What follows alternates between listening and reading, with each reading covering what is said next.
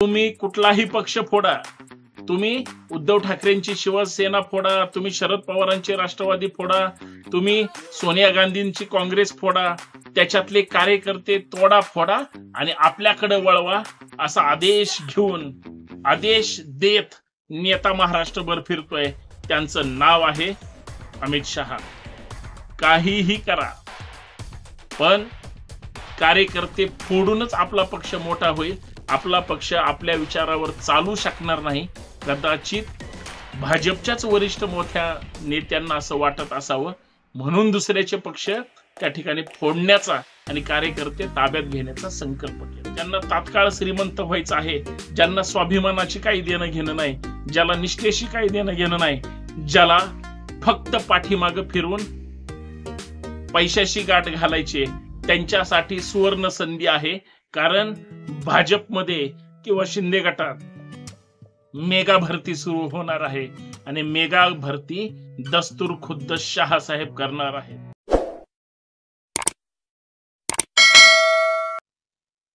महाराष्ट्रातल्या पक्षांचं काहीही खरं नाही. महाराष्ट्रातल्या राजकीय पक्षांच्या नेत्यांचं काहीही खरं नाही. महाराष्ट्रातल्या राजकीय विरोधी पक्षातल्या कार्यकर्त्यांचं काहीही खरं नाही असं मी म्हणणार नाही.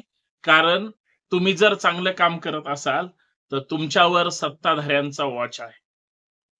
तुम्ही आज ज्या पक्षामध्ये काम करताय, आपल्या नेत्याला सर्वोच्च नेता मानताय, आपल्या सहकाऱ्यांना सर्वोच्च सहकारी, सर्वोच्च कार्यकर्ते मानताय, पण तुमच्या दारामध्ये, तुमच्या घराच्या पाठीवर काही दिवसातच आता सत्ताधारी पक्षाचं नाव लागणार आहे.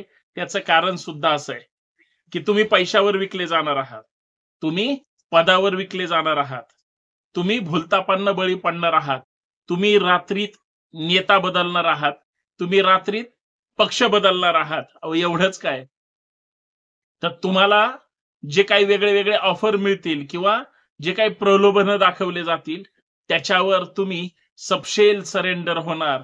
आणि आज ज्या सत्ताधाऱ्यांना विरोधक म्हणून तुम्ही नावं ठेवताय, शिव्या देताय किंवा चांगलं वाईट बोलताय, उद्या त्याच कळपामध्ये तुम्हीच स्वतःला मेंढरू करून मेंढरामध्ये सहभागी होणार आहात. हे वास्तव आहे. कारण त्यांच्या टोळीचा महाचाणक्य आता तुमच्या महाराष्ट्रातल्या, तुमच्या तालुक्यातल्या, जिल्ह्यातल्या, मतदारसंघातल्या नेत्यांवर, लोकांवर, पदाधिकाऱ्यांवर आणि कार्यकर्त्यांवर, मग ते महिला असू द्या किंवा पुरुष असू द्या, लक्ष ठेवून आहेत, वॉच ठेवून आहेत. जसं पोलीस अधिकारी गुन्हेगारावर जसं वॉच ठेवतात, आता राजकीय निवडणुकांची रणधुमाळी आलेली आहे आणि त्या रणधुमाळीमध्ये तुम्ही कार्यकर्ते म्हणून तुम्हाला काहीही करा. त्यांना स्पष्ट आदेश आलेले आहेत. तुम्ही कुठलाही पक्ष फोडा, तुम्ही उद्धव ठाकरेंची शिवसेना फोडा, तुम्ही शरद पवारांची राष्ट्रवादी फोडा, तुम्ही सोनिया गांधींची काँग्रेस फोडा, त्याच्यातले कार्यकर्ते तोडा फोडा आणि आपल्याकडे वळवा असा आदेश घेऊन आदेश देत नेता महाराष्ट्रभर फिरतोय. त्यांचं नाव आहे अमित शहा. मित्रांनो, याच महत्वाच्या मुद्द्यावर चर्चा करायचे. सर्वांना नमस्कार, सप्रेम जय जिजाऊ. मी संतोष शिंदे आपलं या सामाजिक विचारपीठावर मनपूर्वक हार्दिक स्वागत करतो. विनंती एवढीच आहे, हा व्हिडिओ जास्तीत जास्त सबस्क्राईब करा, जास्तीत जास्त शेअर करा आणि आपल्या लोकांपर्यंत पाठवा. ज्यांना जास्त पैसे कमवायची इच्छा आहे, ज्यांना तात्काळ श्रीमंत व्हायचं आहे, ज्यांना स्वाभिमानाची काही देणं घेणं नाही, ज्याला निष्ठेशी काही देणं घेणं नाही, ज्याला फक्त पाठीमागं फिरून पैशाशी गाठ घालायची, त्यांच्यासाठी सुवर्ण संधी आहे. कारण भाजपमध्ये किंवा शिंदे गटात मेगा भरती सुरू होणार आहे आणि मेगा भरती दस्तूर खुद्द शहा साहेब करणार आहेत. मित्रांनो, तुम्हाला माहितीये, तुम्हाला एक शहानाव आठवलं की छत्रपती शिवाजी महाराजांचा तो शिवकाळ आठवतो. तुम्हाला कुतुबशाही, मोगलशाही, निजामशाही सगळ्या शाह्या माहिती आहेत. पण आता वेगळीच शाही निर्माण झाली. आता मोदीशाही किंवा अमित शहांची शाही, अशा शाह्या आहेत जे या देशाचं राजकारण पाहतायत. प्रत्येक राज्यातल्या निवडणुकांमध्ये ह्यांचे दौरे आता वाढायला सुरुवात झाली. महाराष्ट्र तर ह्यांची आता माहेर असल्यासारखं आहे. म्हणजे महाराष्ट्राला माहेर करणारे या देशातील 2च महत्वाचे मोठे नेते आहेत. ते म्हणजे स्वतः सन्माननीय प्रधानमंत्री महोदय आणि राज्याचे वर विशेष प्रेम असणारे आपल्या देशाचे गृहमंत्री महोदय. त्याचं कारण सुद्धा असं आहे, कारण ते कोल्हापूरशी त्यांचं नातं जरी असलं, तरी महाराष्ट्राशी जिव्हाळ्याचं आहे. महाराष्ट्राचाच असा नेता आहे.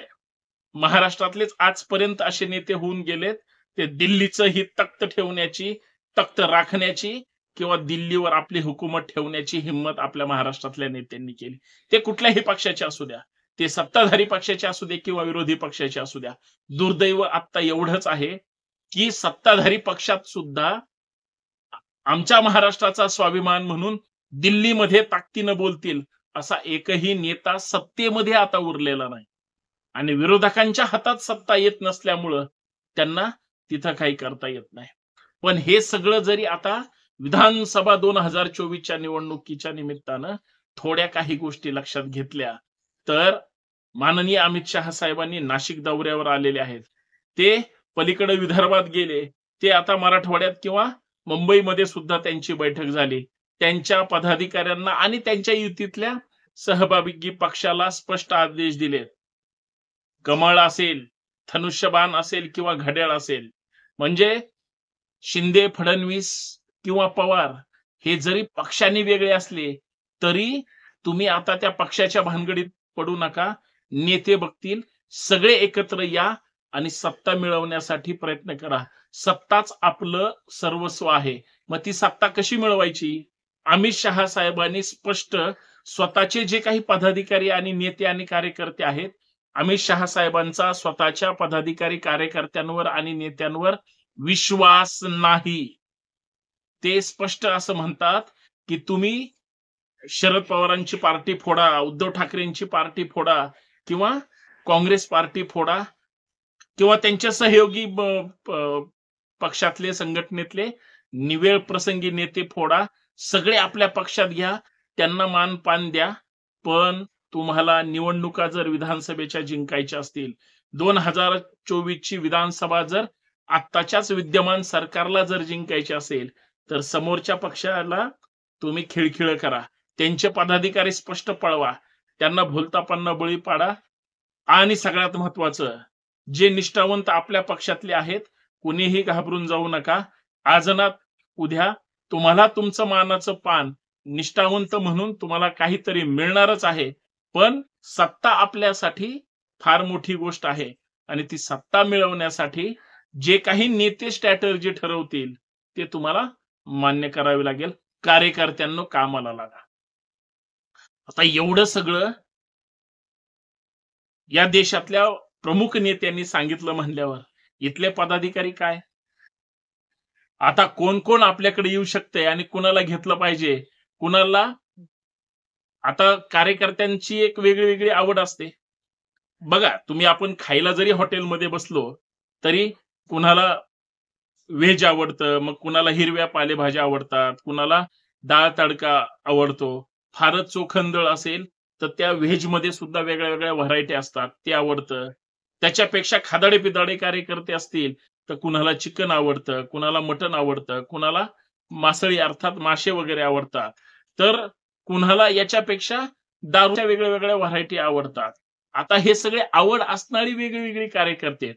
पण ह्याच्यामधून तुम्हाला आता प्रत्येक ब्रँडचा माणूस तुम्हाला पकडावा लागेल. तुम्ही काहीही करा, ज्याला जे पाहिजे ते द्या.